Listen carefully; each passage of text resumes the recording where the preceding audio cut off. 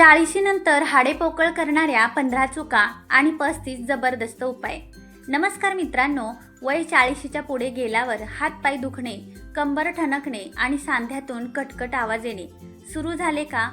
आपल्याला वाटते की हे केवळ वाढत्या वयामुळे होते, पण खरे कारण कॅल्शियमची कमतरता नाही, तर आपण रोज नकळत करत असलेल्या 15 मोठ्या चुका आहेत। औषधं किंवा महागड्या गोळ्या घेऊनही जर सांधेदुखी थांबत नसेल, तर त्यामागे आपल्याच रोजच्या चुकीच्या सवयी जबाबदार असतात, ज्या आपल्या हाडांमधील ताकद हळूहळू शोषून घेतात। कदाचित तुम्हाला वाटत असेल की यावर महागडे उपचार करावे लागतील, पण सत्य हे आहे की एक नवा पैसाही न घालवता फक्त या 15 वाईट सवयी बदलून तुम्ही हा त्रास कायमचा थांबवू शकता। आज या व्हिडिओमध्ये आपण हाडे आतून कमकुवत करणाऱ्या 15 घातक चुका आणि हाडांना ताकद देणारे 35 सोपे घरगुती पदार्थ पाहणार आहोत। हाडे आतून पोकळ होण्यापासून वाचवण्यासाठी आणि सांध्यांची ताकद टिकून ठेवण्यासाठी या चुका आजच थांबवा।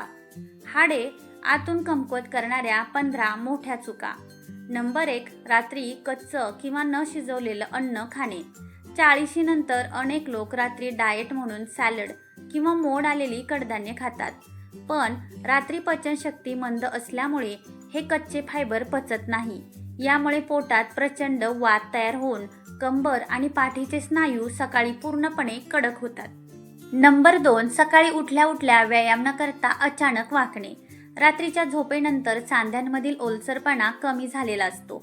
अशा वेळी सकाळी उठल्या उठल्या व्यायाम न करता अचानक कमरेतून वाकून जड बादली किंवा सामान उचलल्याने पाठीच्या कण्यावर ताण येतो, ज्यामुळे मणक्यातील गादी सरकण्याचा थेट धोका असतो।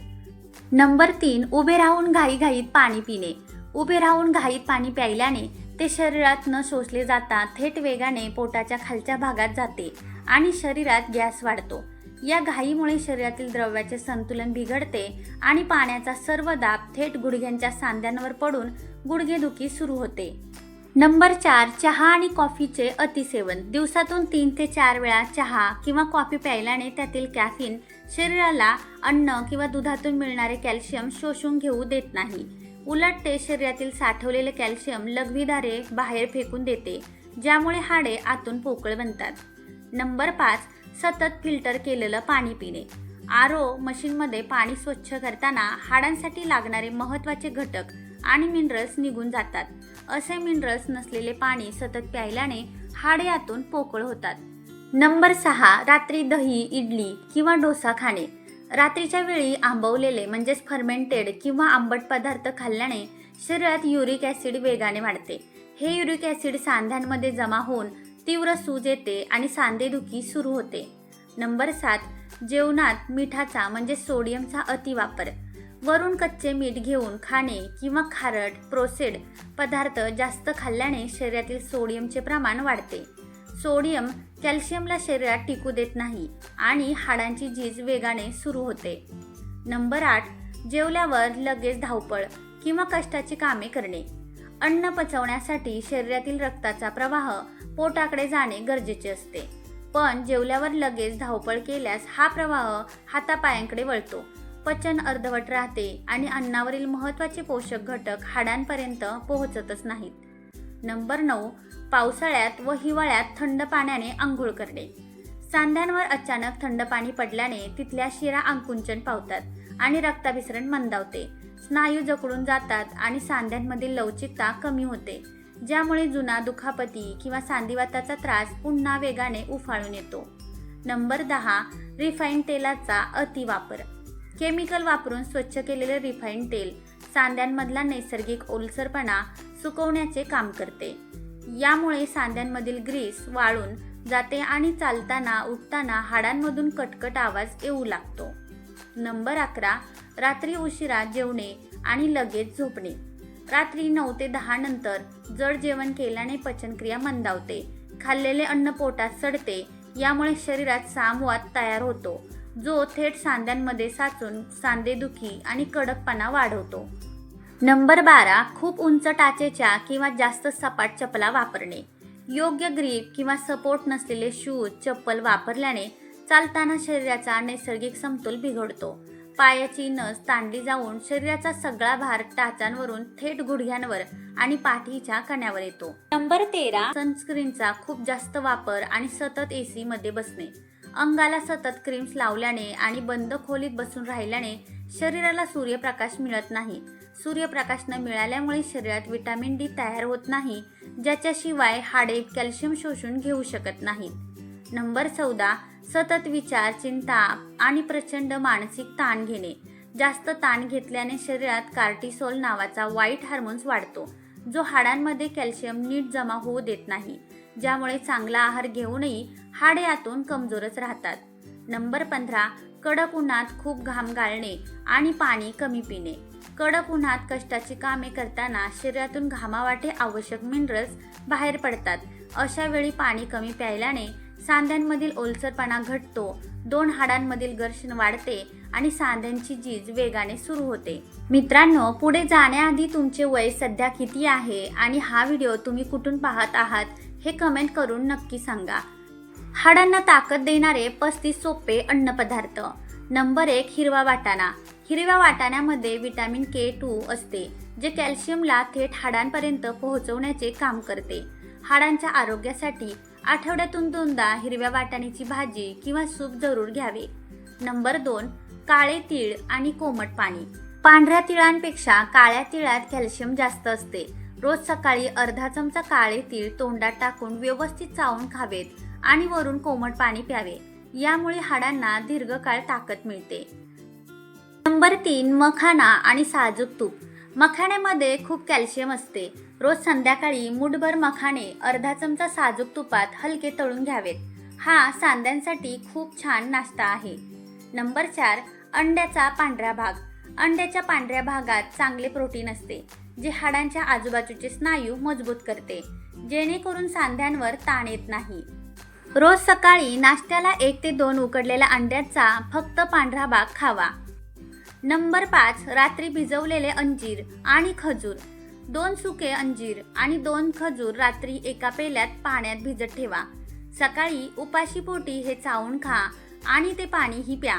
याने हाडे पोकळ होत नाहीत. नंबर 6, जिरे आणि ओव्याचे पाणी. रात्री अर्धा चमचा जिरे आणि अर्धा चमचा ओवा एका पेल्यात भिजत ठेवा. सकाळी हे पाणी उकळून प्यायल्याने शरीरातील वात पूर्णपणे बाहेर पडतो आणि सांध्यांची सूज कमी होते. नंबर 7, नाचणी आणि उडदाच्या डाळीची भाकरी. फक्त नाचणी खाण्याऐवजी त्यात थोडे उडदाचे पीठ एकत्र करून भाकरी बनवावी. उडीद डाळ सांध्यांना बळकटी देते आणि नाचणी कॅल्शियम देते. दुपारच्या किंवा रात्रीच्या जेवणात आठवड्यातून किमान 3 ते 4 वेळा ही गरम भाकरी खावी. नंबर 8, उकडलेली रताळी. रताळ्यामध्ये मॅग्नेशियम आणि पोटॅशियम भरपूर असते, जे कॅल्शियम शोषून घेण्यास हाडांना मदत करते. संध्याकाळच्या नाश्त्यासाठी उकडलेली रताळी हा उत्तम पर्याय आहे. रताळी वाफवून किंवा उकडून त्यावर थोडे काळे मीठ टाकून संध्याकाळी 4 ते 5च्या दरम्यान खावीत. नंबर 9, शेवग्याचा चहा आणि शेंगांचे सूप. शेवग्याच्या शेंगांपेक्षा त्याच्या पानांमध्ये 10 पटीने जास्त कॅल्शियम असते. शेवग्याची ताजी पाने पाण्यात उकळून त्याचा चहा बनवून आठवड्यातून 3 वेळा प्यावा. यामुळे जुनी गुडघेदुखी आणि सूज पटकन कमी होते. तसेच शेवग्याच्या शेंगांचे सूप बनवताना त्यात थोडे आले आणि लसूण टाकावे. लसूण आणि आले सांध्यांमधील दुखापत कमी करतात, तर शेवगा हाडांना भरपूर कॅल्शियम देतो. नंबर 10, अळूची पाने, अळूचे फदफदे. अळूच्या पानांमध्ये कॅल्शियमचा खजिना असतो. आठवड्यातून एकदा तरी अळूची भाजी किंवा पातळ फदफदे आहारात समाविष्ट केल्यास हाडांची घनता वेगाने वाढते. अळूची पाने वापरताना त्यात चिंच आणि गूळ घालून भाजी किंवा वडी बनवून दुपारच्या जेवणात खावी. नंबर 11, खसखस आणि बदामाचे दूध. रात्री झोपण्यापूर्वी 1 ग्लास दुधात अर्धा चमचा खसखस आणि 4 बदाम वाटून ते दूध चांगले उकळा. खसखस आणि बदाम एकत्र आल्याने हाडे टणक होतात. नंबर 12, सुके खोबरे आणि खडीसाखर. रोज दुपारी सुक्या खोबऱ्याचा 1 छोटा तुकडा आणि थोडी खडीसाखर एकत्र चावून खा. खोबऱ्यातील तेल सांध्यांना सुकू देत नाही. नंबर 13, अळशी म्हणजे जवस आणि जिरे. अळशी आणि जिरे हलके भाजून घ्या. दुपारच्या जेवणानंतर अर्धा चमचा हा मुखवास चावून खा. अळशीतील ओमेगा 3 सांध्यांमधील गादी सुकू देत नाही. नंबर 14 सफेद तीळ आणि गुळाची चिक्की. हिवाळ्यात किंवा रोजच्या आहारात पांढऱ्या तिळाची आणि गुळाची चिक्की खाल्ल्याने शरीराला नैसर्गिक ऊब मिळते आणि सांध्यांमधील कटकट आवाज येणे बंद होते. नंबर 15 राजगिऱ्याची खीर किंवा लाडू. राजगिऱ्यामध्ये खूप कॅल्शियम असते, जे हाडांची झीज भरून काढण्यासाठी दुधापेक्षा वेगाने काम करते. सकाळी नाश्त्याला किंवा संध्याकाळी 1 ते 2 राजगिऱ्याचे लाडू किंवा 1 वाटी खीर खावी. नंबर 16 कच्चा नारळ, नारळाचे पाणी. आठवड्यातून 2 ते 3 वेळा ताज्या नारळाचे पाणी प्यायल्याने किंवा ओला नारळ चावून खाल्ल्याने शरीराला आवश्यक असणारे इलेक्ट्रोलाइट्स आणि मिनरल्स मिळतात, जे हाडांना आतून मजबूत ठेवतात. सकाळी 11च्या सुमारास ताजे नारळ पाणी प्यावे किंवा ओल्या नारळाचे तुकडा चावून खावा. नंबर 17 आंबाडीची भाजी, शेपूची भाजी. हिरव्या पालेभाज्यांमध्ये आंबाडी आणि शेपूच्या भाजीत मुबलक प्रमाणात व्हिटॅमिन के आणि कॅल्शियम असते, जे हाडे ठिसूळ होण्यापासून वाचवते. ह्या भाज्या कमी तेलात परतून आठवड्यातून 2 वेळा दुपारच्या जेवणात भाकरीसोबत खाव्यात. नंबर 18 अक्रोड आणि मध. रोज सकाळी 2 अक्रोडचे तुकडे अर्धा चमचा मधात मिसळून खावेत. अक्रोड सांध्यांना लवचिक ठेवतो आणि मध सूज कमी करतो. नंबर 19 दालचिनी आणि मध. रोज सकाळी पाव चमचा दालचिनी पूड आणि अर्धा चमचा मध कोमट पाण्यात एकत्र करून प्यायल्याने जुनाट सांधीवात आणि सांध्यांचे दुखणे कमी होते. नंबर 20 डिंकाचे पाणी किंवा लाडू. भाबळीचा शुद्ध डिंक तुपात तळून त्याची पूड करून ठेवा. रोज कोमट पाण्यासोबत पाव चमचा ही पूड घेतल्यास कंबरदुखी बरी होण्यास मदत होते. नंबर 21 ताजे पनीर. आहारात आठवड्यातून 2दा 50 ग्रॅम ताजे पनीर नक्की ठेवा. पनीरमधील कॅल्शियम हाडांची झीज थांबवते. ताजे पनीर 2 मिनिटे कोमट पाण्यात धुवून नंतर त्यावर थोडे काळे मीठ आणि जिरे पूड भुरभुरून दुपारच्या वेळी खावे. नंबर 22 कढीपत्ता, भाजलेले जिरे आणि ताक. दुपारच्या जेवणानंतर 1 ग्लास ताज्या ताकात 8 ते 10 कढीपत्त्याची पाने बारीक ठेचून टाका.